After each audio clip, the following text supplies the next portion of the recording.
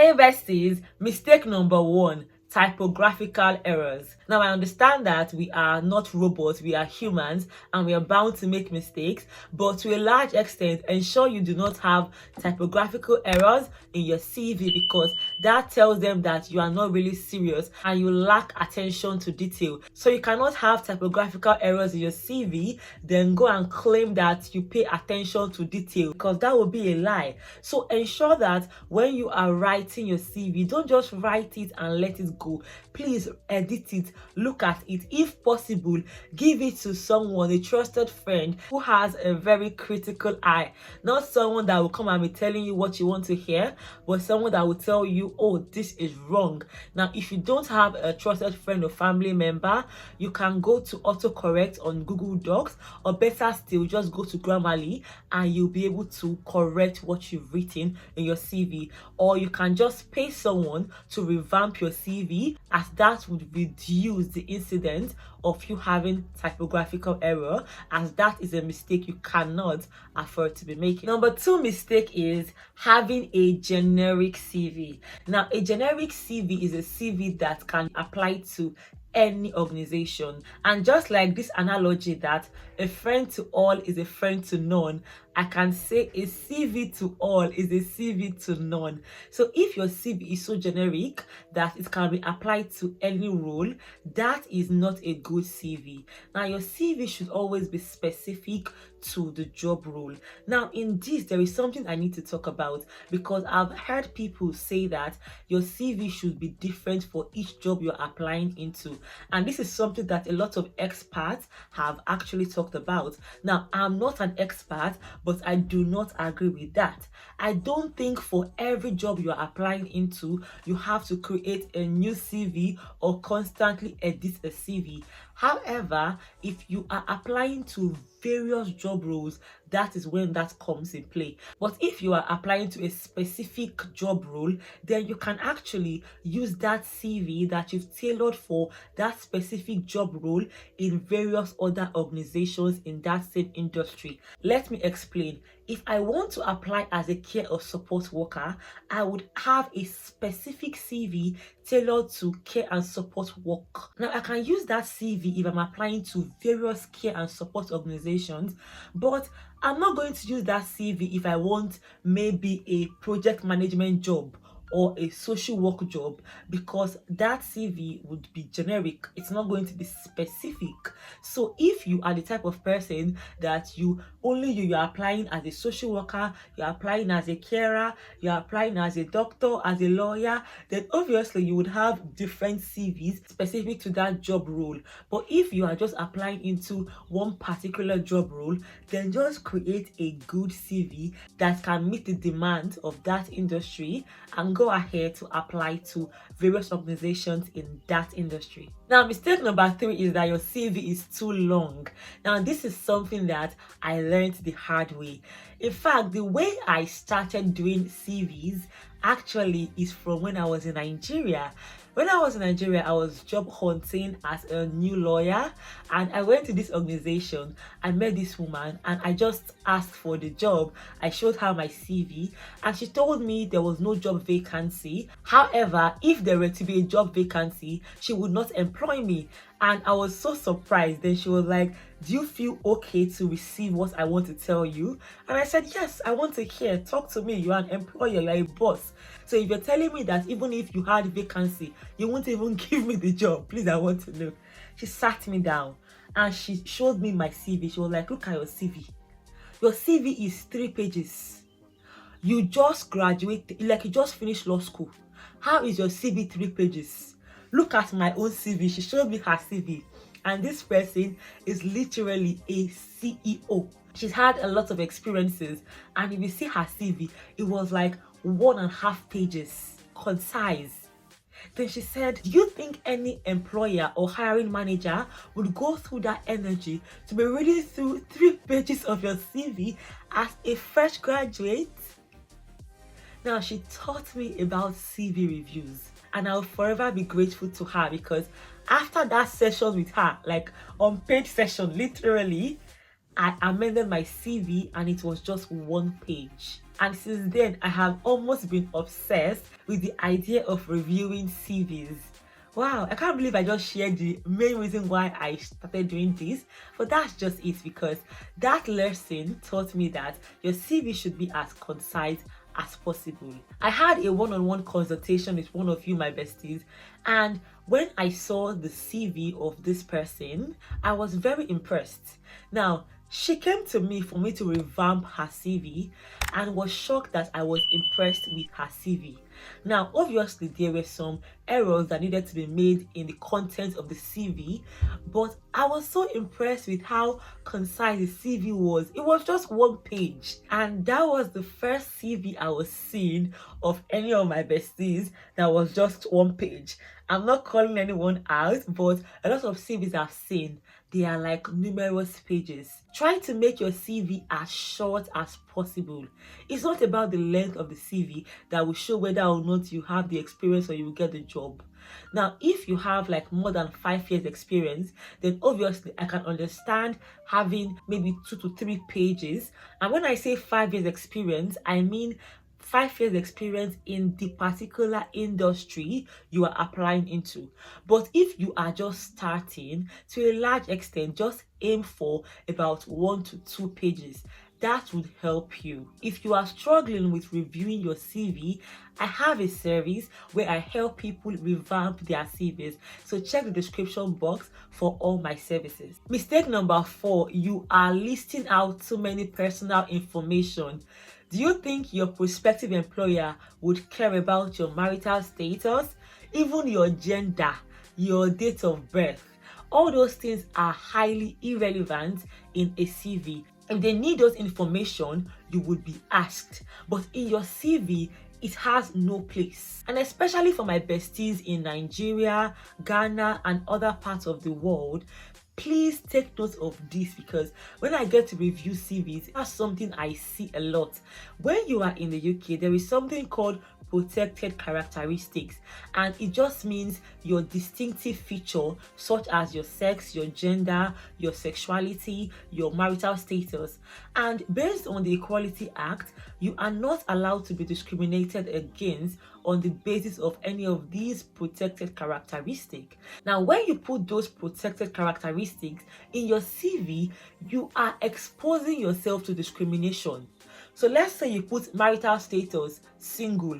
What if your employer does not want a single person? You've just given them information they did not ask of. They did not ask you. So why? Also, in this line, stop giving hobbies unrelated to your job description. In fact, I don't even understand why you are giving hobbies. But if you need to, let it fit that job description. If I'm applying for a care work, do you think they care that I own a fashion brand or I sew clothes? It didn't rhyme, it didn't match. It's off point. So it is unnecessary to give them hobbies, because you are making your CV unnecessary long and fluffy, like not nice, not professional. Now, number 5, omitting key information. Now, earlier I mentioned don't give them information that is irrelevant. Now, don't omit an information that is relevant. There is no reason for you to omit an information like your educational status or your experiences or even your skills. And I know someone may be thinking like, why would someone omit things like that? But yes, people do. Some people don't pay attention to detail at all. They just want to submit the CV. Now, those key areas should always be filled. You should have your professional summary, your skills, your job experience, your educational status. Now, even if, for instance, you don't have job experience, you always have job experience, because you may not have done any job, but you have done something informally to give you transferable skills. I'm going to be filming a video that would help people that are new, like with no job experience, especially in the care and support sector. So that's a video you should watch out for, because it's going to come out very soon. And even in that video, I mentioned the fact that you may not have job experience, but if you have an informal job experience, which we all have, because we are all students of life, If you are applying for a care job, for instance, you've cared for your autistic sibling, you've done that job. If you are applying as a project manager, you've organized travel trip with your friends, that is a project that you've done. So it may not fit that formal experience, but if you know how to properly sell yourself, you will know that you have a lot of job experience than you give yourself credit for. Because a lot of times, I don't know if it's because of imposter syndrome or because sometimes we don't even see ourselves as high as we should, we neglect to include some skills that are very relevant. In line with this, the sixth mistake is including irrelevant job experience. Now, earlier I mentioned the fact that yes, you have a lot of job experiences. Now, on no account should you include a job experience that is irrelevant to the job role you're applying into. Which takes us back to our second point, you not having a generic CV. When you include irrelevant job experience, you are making your CV generic.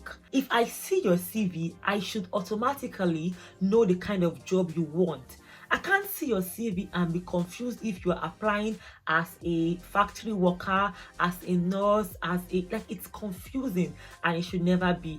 And the only reason why it gets confusing is when you are including everything. Now, the fact that maybe after you finish school, you worked in 5 companies, that does not mean in this new role you are applying into, you would include the 5 companies. No. If those companies are not relevant to your job description, why are you including them? That would lead you to a situation where you may not even get some jobs because you are overqualified.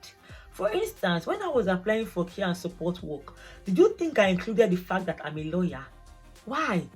Like, I did not even include all those my experiences from Nigeria because that gives me that overqualification. I won't want to employ you. Now, it's different if I'm applying for a job as a social worker. Maybe I'm applying as a children and family intervention worker, or a practitioner, or an advocate. Why won't I include my law experience? I would, because now it is relevant. So before you just include things just to make your CV unnecessarily bulky, think about whether it actually relates to the job you are applying into. Now, mistake number 7 is you are using poor formatting or creative formatting. Now, when you are applying to get a job, you see, you are not a graphic designer. Even if your job role is graphic designing, you are not a graphic designer. This is not the time to show off your skills, to show off that you are so intelligent, you know all the formatting styles. We don't need that, because for a lot of CVs, it goes through the ATS, the applicant tracking software, and that software is not a human being, it's a machine. And once your CV is put through that software and the formatting is something that is ridiculous or something that is weird to the machine, what happens is your CV gets rejected. And that's how sometimes some people are actually good at the job, but they never even get callbacks. No one is calling you for interview because you are designing calligraphy on your CV. No, stick to the traditional formatting. My advice is Arial or Times New Roman. Anything more than that, you are doing too much, because those are the acceptable formats. Leave all the flashy formats, all the handwriting. It's not necessary. Now, besties, if you are enjoying this video, please encourage me. Give me a like and subscribe if you've not done so already. My name is Ada, and I'm also known as the Legal Pepper. So let's continue. Now, mistake number 8 is not using action verbs. Your CV should tell your interviewer what you've done. Now, it's not just you telling stories or just dropping essays. It is you using action verbs. To a large extent, learn to quantify the things you've done. Did your presence create a 15% increase in sales? Did you do a 10% increase in this and that? Let them know. Now, I understand that depending on the job role, some things cannot be quantified quantified. For instance, as a carer, it can be difficult to start quantifying because we are not just dealing with sales or customer service, we are dealing with like people's lives, and it can be difficult to quantify. However, try your best to use action verbs. Now, what are action verbs? These are verbs that show that you are doing something. In your CV, you should always be the main character. You should have that main character energy. So in reality, it could be that it was not just you that did the work. It could be that you did the work alongside other people.